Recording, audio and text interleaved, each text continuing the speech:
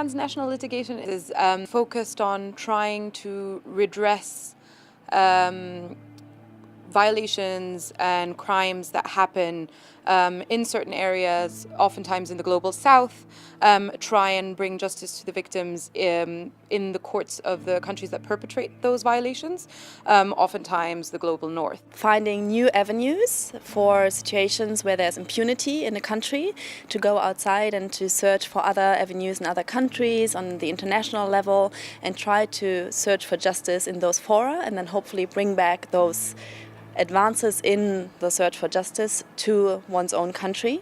El desarrollar diferentes líneas, una organizativa, otra jurídica, otra política, para poder ver en esto un acompañamiento y una defensa que no solo se quede al interior de la comunidad, sino que salga y que además pueda ser replicada por otras comunidades. So in a transnational litigation, what we do is that when, for example, if there's an issue involved where we think that more effective strategy is to bring litigation in another jurisdiction or on international fora, then these transnational cooperation or litigations are very helpful. The basic requirements for transnational litigation, as I see it, is especially to have a very strong human rights movement in a country who can then also make a conscious decision to go out and look for different fora and opportunities. So for example, if on issues of drones, ECCHR helps bring litigation in Germany, or other organizations in the network bring similar litigation in US or UK.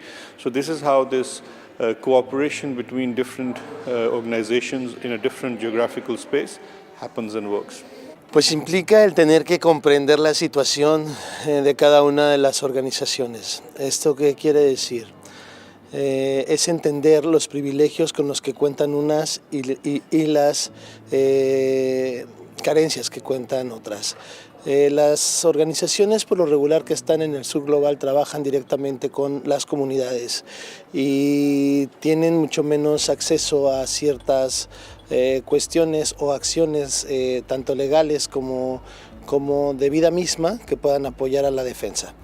Implica un mayor trabajo y riesgo, ¿no?, por la situación que existe o latente dentro de los países del sur global. Wo diese transnationale Zusammenarbeit wirklich gut funktioniert hat, ist der KIK-Fall.